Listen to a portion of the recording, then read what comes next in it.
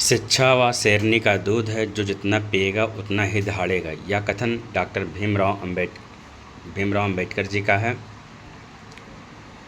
वही रूल हम लोग को फॉलो करना है। चलिए आज के इस वीडियो में हम लोग मुग़ल साम्राज्य के बारे में अध्ययन करेंगे। एक एक पॉइंट इम्पोर्टेंट है। पहला है बाबर के बारे में। बाबर का पूरा नाम ज़हीरुद्दीन मोहम्मद बाबर था। यह कहीं किसी छोटी किताब में नहीं मिलेगा आपको, इस बड़ी किताब में ही रहता है, नोट कर लीजिए। बाबर का पूरा नाम क्या है? ज़हीरुद्दीन मोहम्मद बाबर। अगला पॉइंट हमारा, पानीपत का प्रथम युद्ध कब हुआ था? 21 अप्रैल 1526 को हुआ था। ये डेट आपको याद रखना है। किसके किसके बीच हुआ था? तो बाबर तथा इब्राहिम लोदी के बीच हुआ था। अगला है हमारा, पानीपत का 3 युद्ध हुआ था। पहला हुआ था 1526 में, दूसरा हुआ था 1556 में, तीसरा हुआ था 1761 में। अगला है 27 अप्रैल 1526 को बाबर ने अपने आप को बादशाह घोषित किया। इंपॉर्टेंट लाइन है, बाबर ने अपने आप को क्या घोषित किया? बादशाह घोषित किया। भारत में मुग़ल साम्राज्य की नींव भी इसने ही डाला था। अगला पॉइंट हमारा, भारत में सर्वप्रथम पानीपत की पहली लड़ाई में तोपों का प्रयोग किया गया। किसका? तोपों का प्रयोग किया गया था। खानवा का युद्ध 17 मार्च 1527 को हुआ था। कब हुआ था? 17 मार्च 1527 को हुआ था। किसके किसके बीच हुआ था? तो बाबर और राणा सांगा के बीच हुआ था। आपको ये याद रखना है, 17 मार्च 1527 किसके किसके बीच हुआ? बाबर और राणा सांगा के बीच हुआ। अगला है, खानवा के युद्ध में बाबर द्वारा जिहाद का नारा दिया गया। किसके द्वारा? बाबर के द्वारा। किस युद्ध में? खानवा के युद्ध में। नारा का नाम क्या है? जिहाद का नारा। अगला है पॉइंट हमारा, इस युद्ध में राणा सांगा पराजित हुआ था। इसी युद्ध में विजय श्री मिलने के उपरांत बाबर ने गाजी की उपाधि धारण की थी। गाजी का मतलब होता है काफिरों को मारने वाला। गाजी की उपाधि इस्लाम धर्म में महत्वपूर्ण उपाधि है, तो इसका मतलब क्या होता है? काफिरों को मारने वाला। जो है बाबर ने इसकी उपाधि धारण की थी। अगला है घाघरा का युद्ध। घाघरा का युद्ध 1529 में हुआ। किसके किसके बीच हुआ? बाबर और महमूद लोदी के मध्य हुआ। इस युद्ध में बाबर विजयी हुआ। घाघरा के युद्ध में बाबर विजयी हुआ। कब हुआ? 1529 में। और यह जो है बाबर का अंतिम युद्ध था।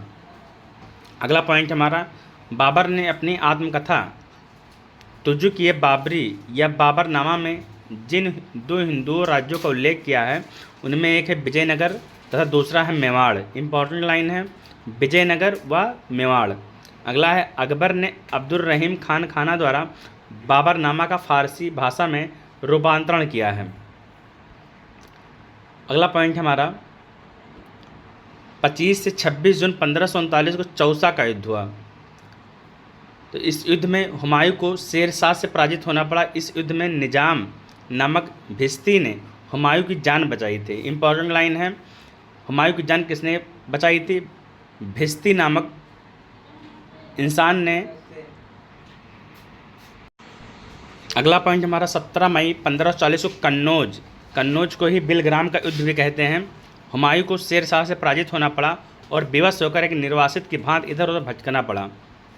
अगला पॉइंट हमारा, 22 जून 1555 को सरहिंद युद्ध की विजय ने हुमायूं को एक बार पुनः उसका खोया राज वापस दिला दिया।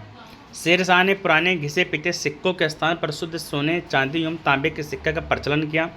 शेरशाह ने शुद्ध चांदी का रुपया 178 ग्रैन तथा तांबे का दाम 380 ग्रैन चलाए। ये इंपॉर्टेंट लाइन है, नोट कर लीजिए।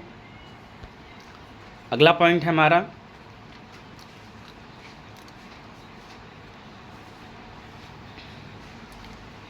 रुपया और जो है दाम की विनिमय दर क्या थी, ये भी पूछा गया प्रश्न है।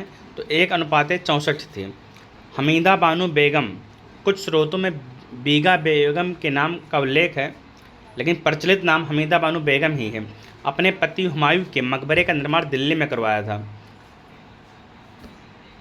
शेरशाह ने मारवाड़ के युद्ध में राजपूतों के शौर्य पराक्रम से प्रभावित होकर कहा, मात्र एक मुट्ठी बाजरे के चक्कर में मैंने अपना साम्राज्य खो दिया होता।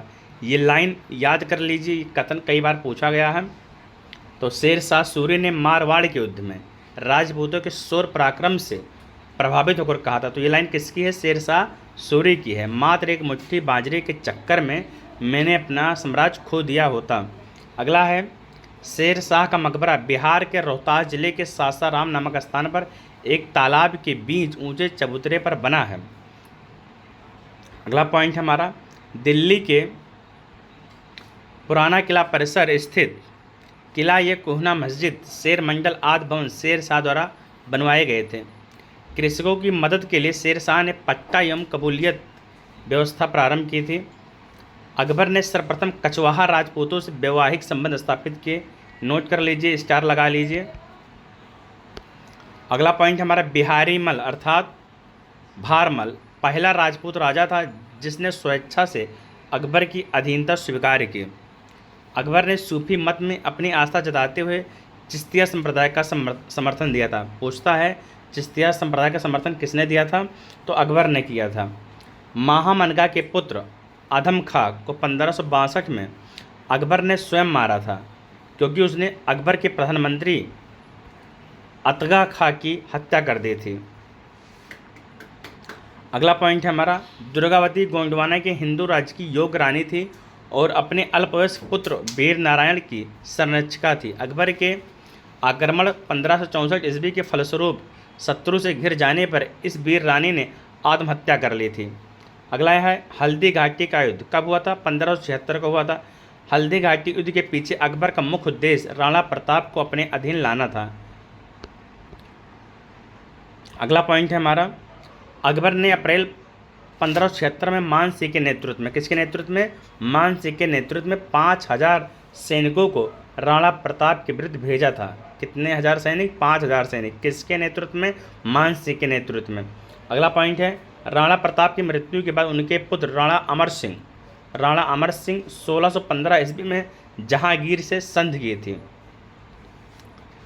अगला पॉइंट हमारा मुगल शासन व्यवस्था को स्थापित करने का श्रेय अकबर को ही है।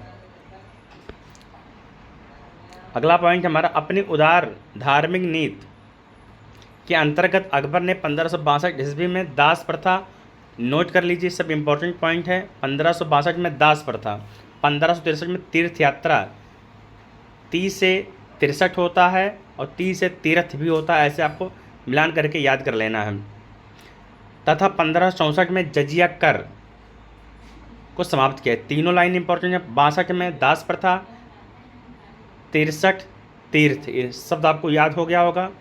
64 में जजिया कर। अगला है अकबर ने 1573-74 में घोड़ों को दागने की प्रथा का पुनः प्रचलन किया जिससे सेनापति अपने घोड़े न बदल सकें। अगला पॉइंट है हमारा 1574-75 में अकबर ने मनसबदारी व्यवस्था के आधार पर सैनिक संगठित किया। तो ये था आज का हमारा वीडियो। उम्मीद है कि यह सेशन आपको अच्छा लगा होगा और यह जो है मुग़ल शासन व्यवस्था के बारे में जितने भी पॉइंट थे सब इम्पोर्टेंट हैं। यहाँ से क्वेश्चन कई बार बने हैं, सही पॉइंट नोट कर लीजिए। मिलते हैं कल इसी समय नए वीडियो के साथ। जय हिंद, जय भारत।